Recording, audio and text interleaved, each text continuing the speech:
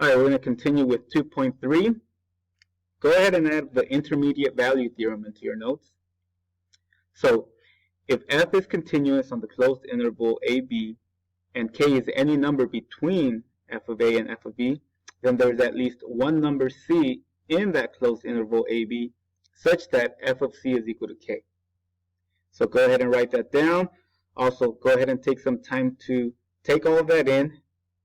Okay, try to make sense of what you just read and what you just wrote down. And now let's look at these two functions.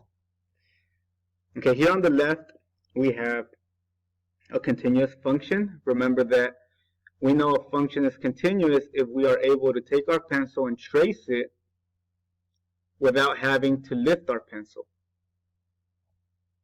Okay, so here we have a given x value, a, where the point should have a y value, f of a. Here we have an x value, b, where the point should have a y value, f of b. Okay, so I have labeled a k value here in between f of a and f of b. So what the intermediate value theorem says is, okay, there has to be some c value. So here's the c value. Okay, such that f of c equals k. Okay, so if the function is continuous on the closed interval, then pretty much we can find a value in between that interval where a c value will equal a specific k value. So f of c will equal k, or not a c value will equal k. A c value will have an output value of k. In other words, f of c equals k. Okay. In this case, we happen to have more than one. We also have it here. Okay. We can call this C1, this one C2, and we actually also have one here.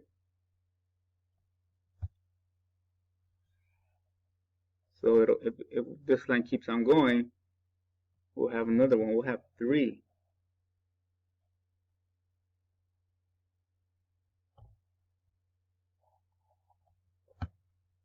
Okay. So f is continuous on AB. There exist 3 c's such that f of c is equal to k. Okay. Now let's go ahead and take a look at the discontinuous function. So here we have a function. It's not continuous because to trace it, we'd have to lift our pencil here to jump and then continue tracing it here. So f is not continuous. Now notice that you might be thinking, well, here we have a k value. Don't write this down because I'm going to show you why we can't use the intermediate value theorem here. So do not write this down, but I'm just showing you that some of you guys might be thinking, okay, so we have a c value where the output is k, so f of c is equal to k. However, what happens if this k value that's in between f of a and f of b happens to be here? Okay.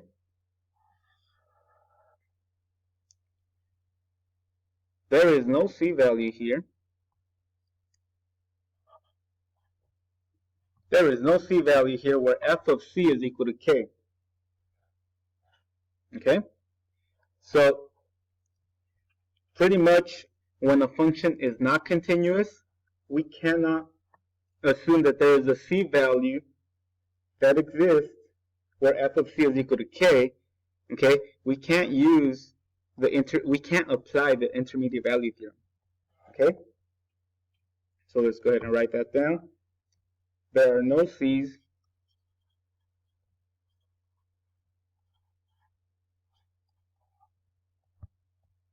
such that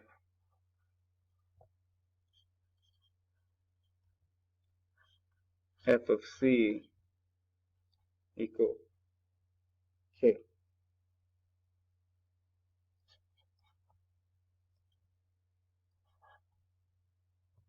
Okay?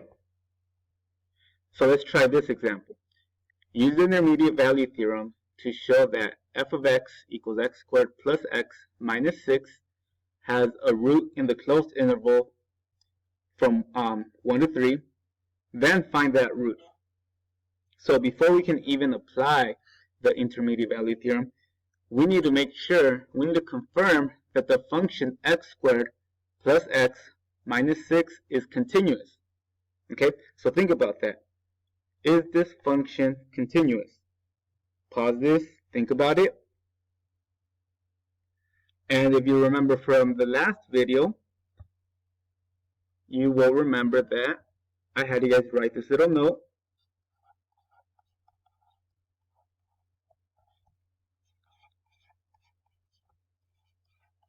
Polynomial functions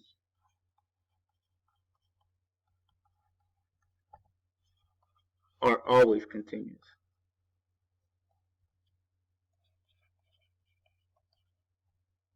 Okay, and we're in luck because x squared plus x minus 6 is a polynomial. So yes, f of x equals x squared plus x minus 6 is continuous. Okay, so we're going to start off by plugging in f of, or finding f of a, f of b. So in this case, a is 1, b is 3. Okay, so f of 1 is equal to 1 squared plus 1 minus 6. So we get negative 4. Okay, so hopefully you'll see where I'm getting these values from. F of b is, well, b is 3, so we have f of 3. So 3 squared plus 3 minus 6, that's positive 6.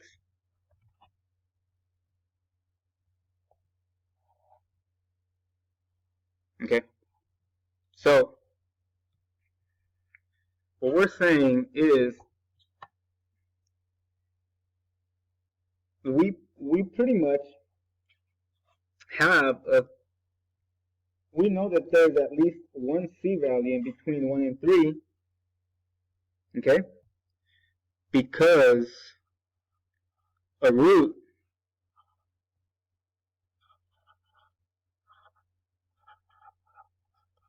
implies y equals 0. So in other words, k equals 0. Okay, this k value that we're looking for happens to fall in between negative 4 and 6. Okay, so let's go ahead and find that. Okay, by the way, so before we find the root, make sure you write this. By the intermediate value theorem, oh, that's an R, not a B.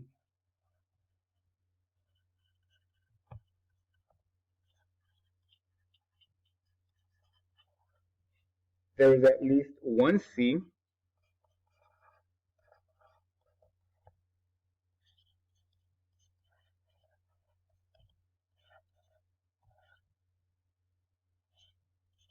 between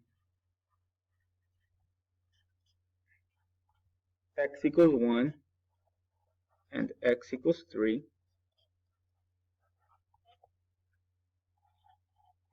such that f of c equals 0. Okay, now by us finding that root, we're going to go ahead and look for that c value. Okay, so finding the roots of a polynomial function like x squared plus x minus 6 is not too bad. This is actually what you've been doing in your previous math classes. Okay, so hint,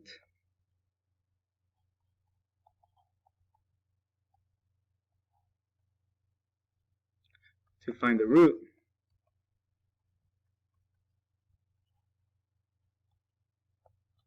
factor.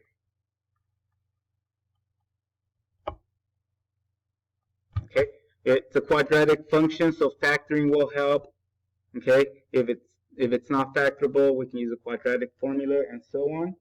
So x squared plus x minus 6 equals 0. We factor this.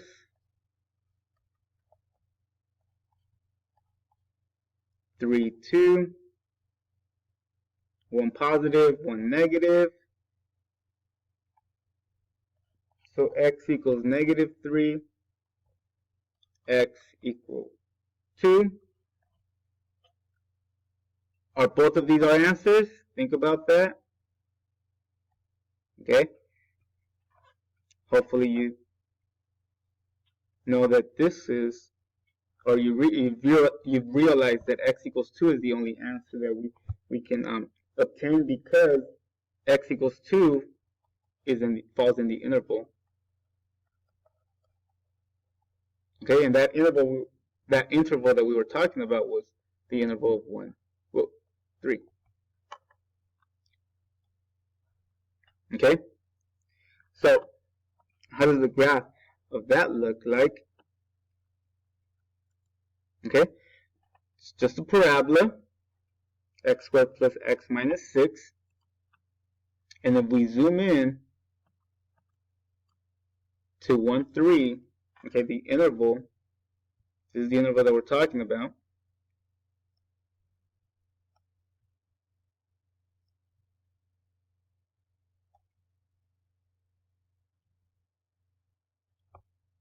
Okay, there we have the root. So here is the interval, there is the root. Okay,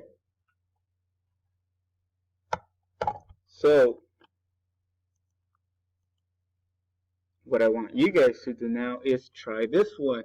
Use the intermediate value theorem to show that the polynomial function f of x equals x cubed plus 2x minus 1 has a 0 in the interval 0, 1.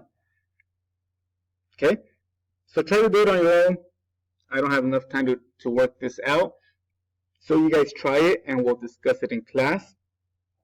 But also keep in mind that this is a cube, x cubed. So it might not be that easy to factor. So it won't be that easy to solve. So you might want to use a graphing calculator for this to find the root. Just a little heads up on that. Okay. And that is it for this video.